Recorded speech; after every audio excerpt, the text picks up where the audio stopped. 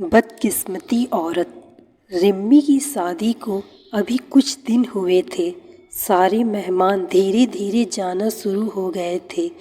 जब तक मेहमान थे तब तक तो सब ठीक ठाक चलता रहा, पर जब सारे मेहमान चले गए तब एक दिन रिम्मी अपने पति के साथ छत पर बैठी थी और तभी उसकी सास आ गई और कहने लगी, बहू, यह तुम्हारा ससुराल है।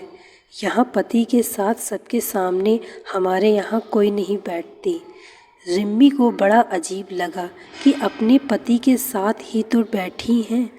उसे लगा उसने कोई जुर्म कर दिया। अब तो रोज़ सास का टोकना शुरू हो गया।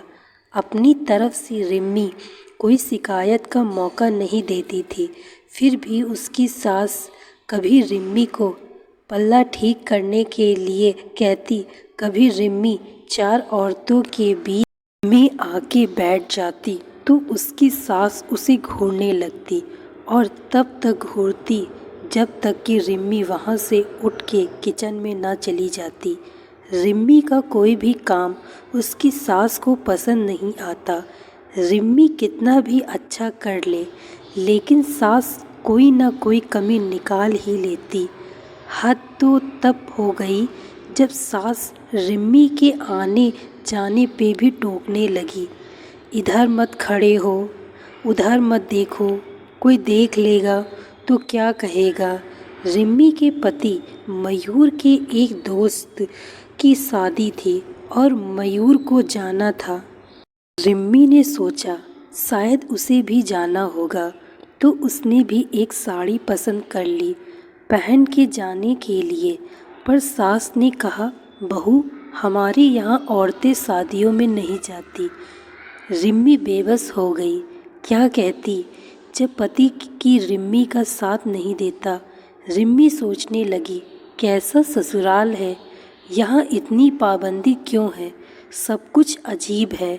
यहाँ अपने से बड़ा कोई भी दिख जाए तो सास सर के पल्ले को और आगे मुंह तक सरका देती हैं।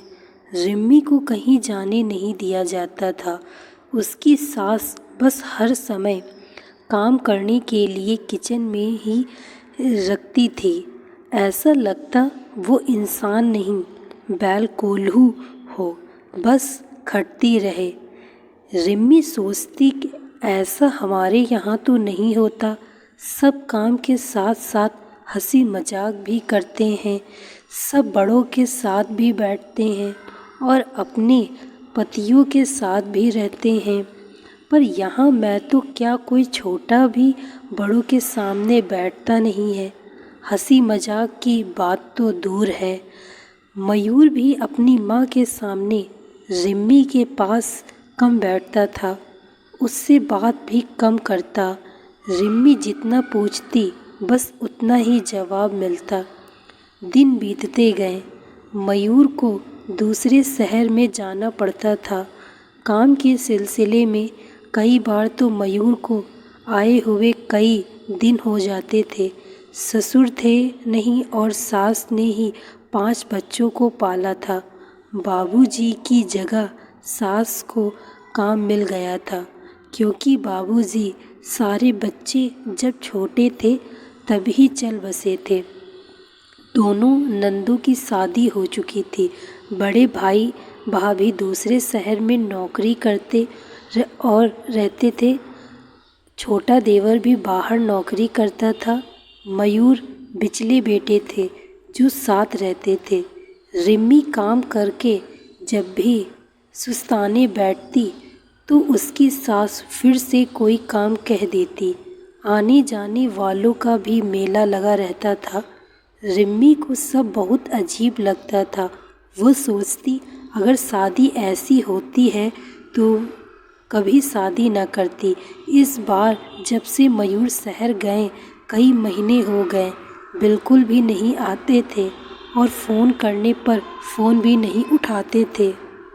घरवालों ने पता किया तो पता चला कोई और लड़की है जिसके साथ मयूर ने पहले ही शादी कर रखी थी और एक बच्चा भी है उनका। पर समाज के डर से कुछ नहीं बोला। पर सास को जब पता लगा तो रिम्मी को ही दोषी मानने लगी। कहने लगी, क्या करता मयूर बेचारा, तूने ज़्यादा कुछ तो लाई नहीं। सोचा था शादी करके आएगी तो ज़िंदगी संवर जाएगी, पर मयूर को ही बाहर काम के लिए जाना पड़ता है।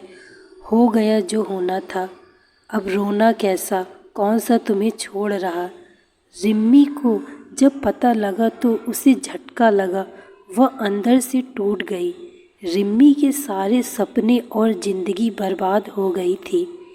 उसकी माँ सदमे से पागल हो गई और पिता भी सेहत से लाचार हो गए थे। इसलिए रिम्मी को ससुराल में ही रहने के लिए बोला। भाई और भाभी दोबारा से रिम्मी की जिम्मेदारी लेने को तैयार नहीं थे। सबने अपना अपना पल्ला झाड़ लिया। रिम्मी सोच रही थी कि आज क्या मेरा मायके जाने पे भी रोक लग गई। वह मेरा घर नहीं था क्या? क्योंकि रिम्मी 12वीं कक्षा तक ही पढ़ी थी, इसलिए नौकरी भी नहीं कर सकती थी। रिम्मी के पास कोई चारा न था। वह ससुराल की इसी काल कोठरी में कैद होकर रह गई। उसे कोई सहारा देने वाला नहीं था। आज शादी के कई साल हो गए, पर रिम्मी की जिंदगी खाली पन्नों की एक बंद किताब की तरह रह गई थी। लोगों के डर की वजह से नहीं जाती थी मायके। उसे यह भी पता चला, सास ने पहले जेठानी को भी तंग किया था, पर नौकरी लगने की वजह से वह चली गई थी, कभी आई नहीं थी। निम्मी खुद को बहुत लाचार महसूस करती। सोचती, अगर उसके माँ बाप ने उसको भी पढ़ाया होता तो वो भी आज अपनी मर्जी की ज़िंदगी जीती। जिसके भरोसे इस घर में आई, उसने भी बीच मझधार में छोड़ दिया। रिम्मी सोचती, चलो सास खरी खोटी सुनाती तो है, लेकिन सर के नीचे छत और 3 समय खाना और ज़रूरत तो पूरा करती है। कभी कभी 4 महीने में मयूर भी आ जाते हैं। रिम्मी ने अपनी ज़िंदगी से समझौता कर लिया कि वही उसकी किस्मत है। अगर आज रिम्मी जैसी लड़कियां पढ़ी लिखी होती और उनके पास कोई नौकरी करने का तजुर्बा होता तो रिम्मी की ज़िंदगी ऐसी नहीं होती। रिम्मी अपने पैरों पे खड़ी होती। रिम्मी जैसी कितनी ही लड़कियां समाज में घिनौनी कुरीतियों का शिकार हो जाती हैं और दहेज मिलने पर ससुराल और मायका दोनों दुश्मन बन जाते हैं। बाद में कोई मायका अपनी ही बेटी को नहीं रखता जब तक कि बेटी अपने पैरों पर ना खड़ी हो, क्योंकि शादी होने के बाद बहुत काम माँ बाप होते हैं जो बेटी की जिम्मेदारी उठाते हैं।